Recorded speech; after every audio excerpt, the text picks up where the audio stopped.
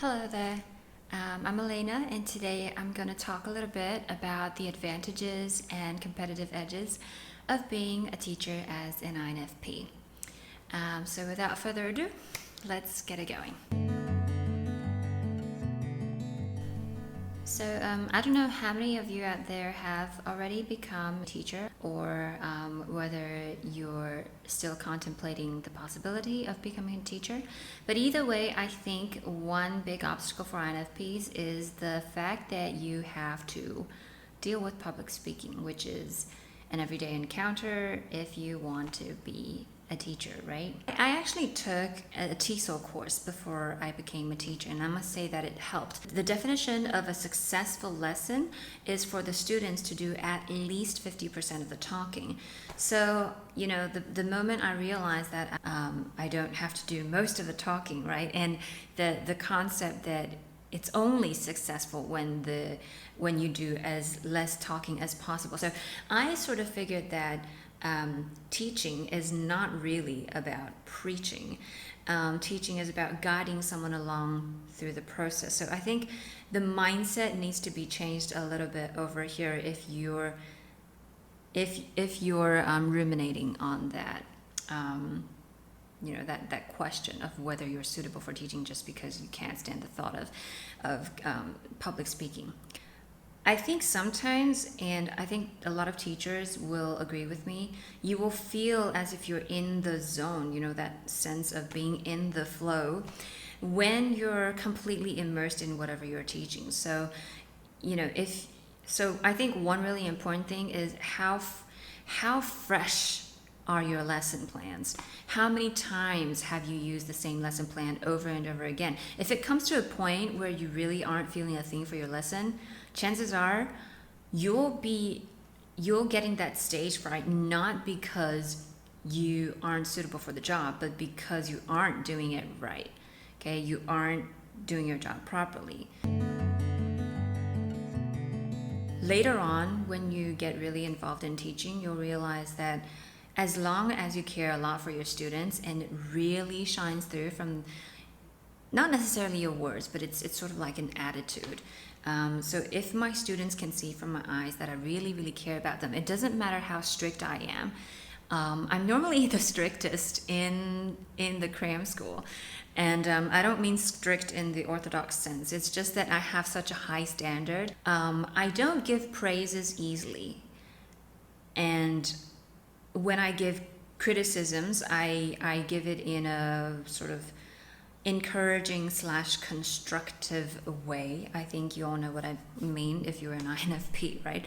It's very easy for us. It's easy for INFPs to gain people's trust, and it's easy for INFPs to be encouraging. And the fact that we're good listeners, I love how I am able to listen to students without thinking. It's as if I'm a sponge and I'm just sitting there. Whenever I ask them a question, I'm just really ready to listen. And I'm not forming an opinion. I normally start forming an opinion after I finish listening the whole thing, unless they're coming in for a quick assessment, for example, of how good their speaking is, if they're heading in for an IELTS exam 3 days later. Give myself a little time to reflect on what they say and then give them my opinion. That way they will think that it's really genuine of you and that you're not judging them. This is really important. It doesn't matter whether you're teaching younger students or older students, it works the same way. Okay? Because I've seen so many other teachers, and sometimes, when you begin your career as a teacher, it's impossible not to compare yourself with other teachers, right? Especially if you see an amazing one. Teachers with years of experiences ahead of you going into the classroom and, just having the students settling in like river running down the hill. It's just so natural, and you look at them and you're like, how do I ever get there? But I think the mindset needs to change, as in like you don't have to compare yourself with your peers like that, and everyone's style is different. Students come to you knowing what to expect, and that consistency alone is a great imprint. It's like a personal brand. You're actually maintaining that brand, and them being able to learn from these different teaching styles is very beneficial as well for them. Okay, so what my style is sort of like, the students know that they can't easily get praises from me. So when I do give them praises, it means a lot to them. And I could feel it. I could feel the pride sort of brimming whenever I do that, because all these students know that I have very high expectations. But even with those students who are a bit slow or who are real beginners, I can also be so versatile as to know that I expect highly of them, but I can guide them through the process. So this is just from my personal experience, and a lot of people, a lot of my peers around me have mentioned how calm and collected I am. Sometimes I can be, INFPs can be, can emit a very childlike, playful manner in the classroom and go crazy with the students. But that's only like once in a while.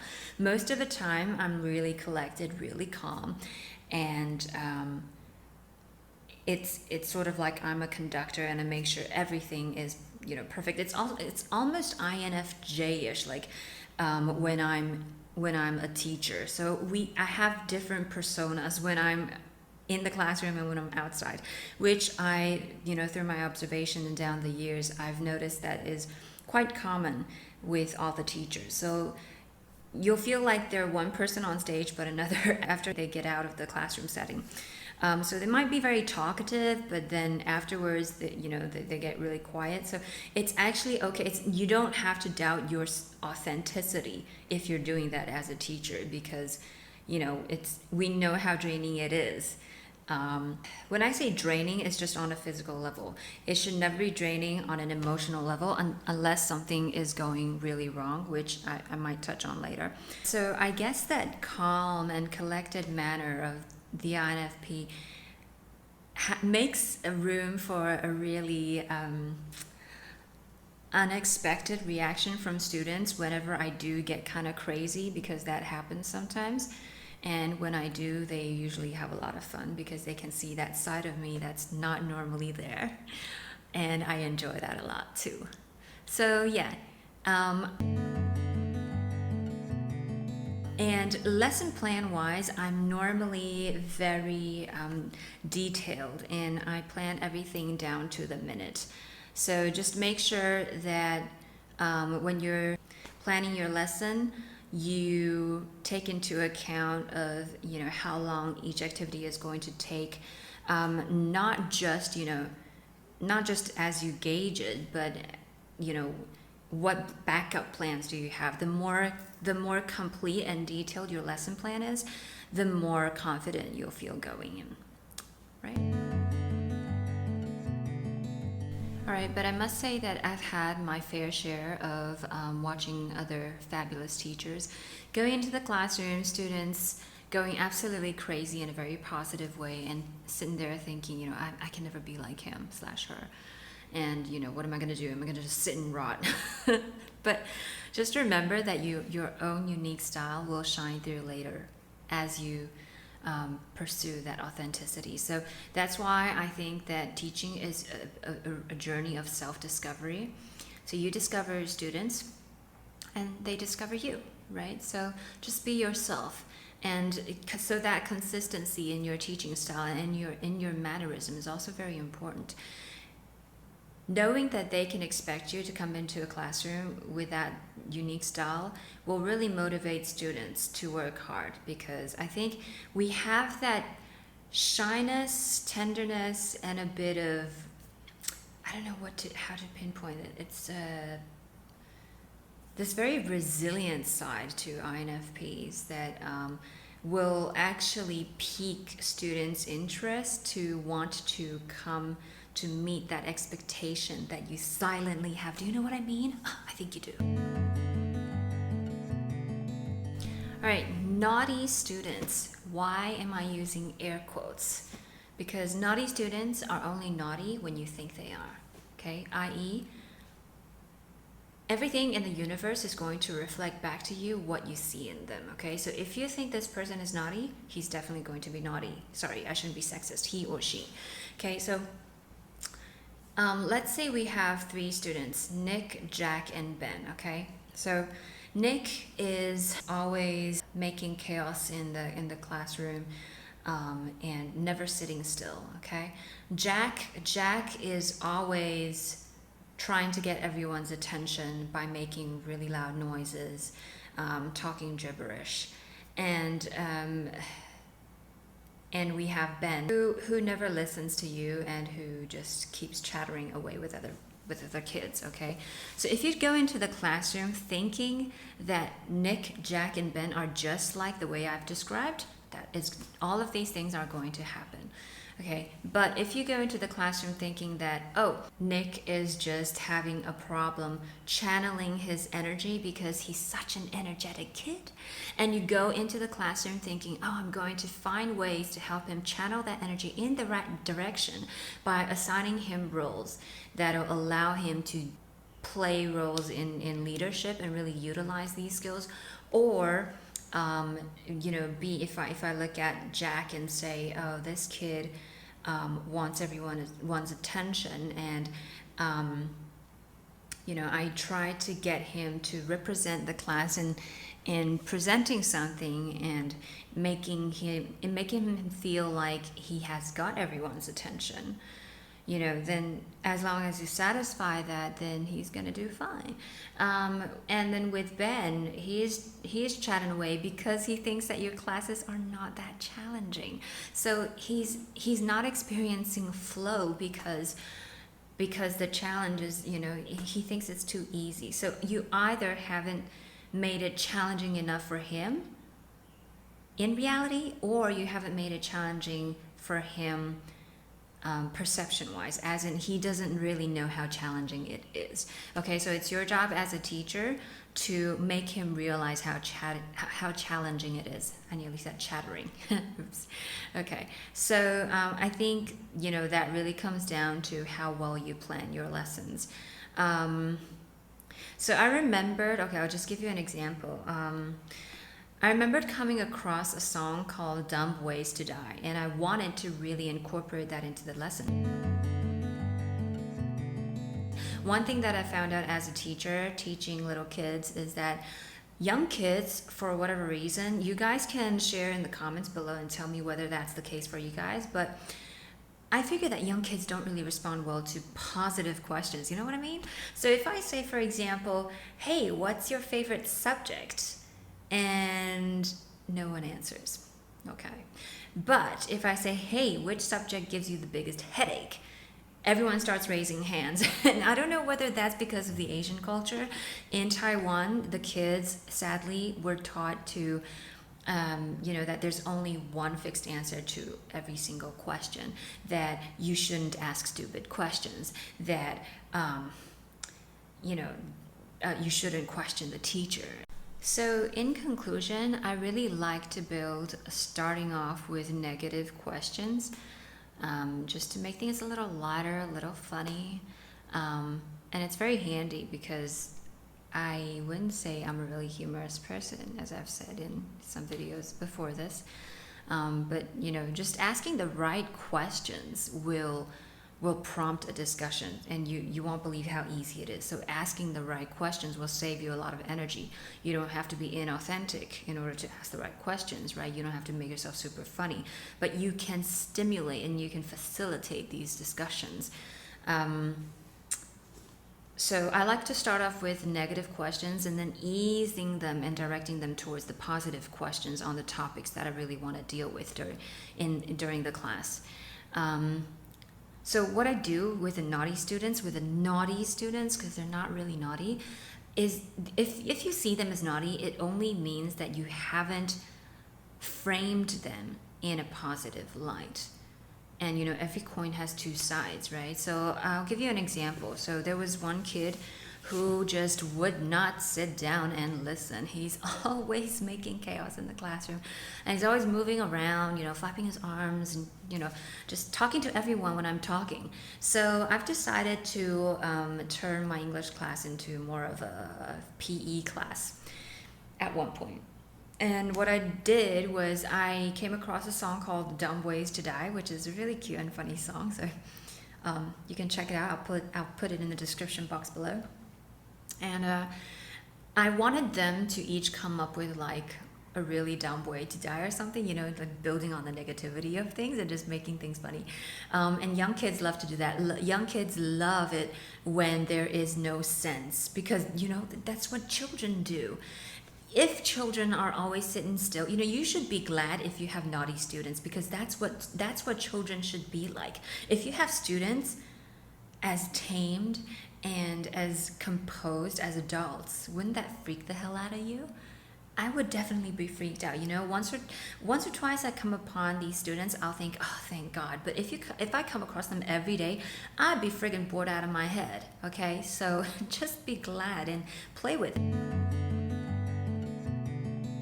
So what I do is, and then I get them to think of the dumbest ways to die, so they can have like a really funny competition, and then I get them to listen to the song and maybe go through some of the words in the vocabulary list, and get them to vote maybe like which one is the dumbest way to die. Maybe throw in a few safety precautions for each activities, if you will, make that fun. And then I get them to dance with the video. So one thing that's very important, young kids are all about moving around. That's what people do naturally as a young kid. So I got them to remember each line from the music video, and that was a lot of fun, because once they have to do some teamwork, and if one person doesn't do his or her job well, and that's going to affect the smoothness of the whole thing, that's when they really concentrate, and they really want to learn everything. You start to see them asking the questions. If you don't assign them these responsibilities, they'll just slack off and they won't ask the questions. They won't say, hey, I don't really get what this word means. But once you assign them this role in this group activity, they'll see how important their part is, and they'll start to ask questions, and that's when the learning really happens. And then so that turned out to be wonderful. So they started singing and I played it once, and then for the second time I wanted them to really remember their lines, so one line per person, and then they could sing and dance along with it. And then as they start to sing along, well, not really along because I've turned it off, but as they started singing, I'll gradually turn up the volume, and then so they formed this beautiful chorus together, and it's just lovely. It was an absolutely lovely class to have. And I also really am willing to go out of my way to design board games for my students. So I'll put some photos over here so you guys can see what happened. So I basically wanted them to learn about natural disasters like floods, volcanic eruptions, so on and so forth. Just giving them really random. So it was so random. It's really INFP.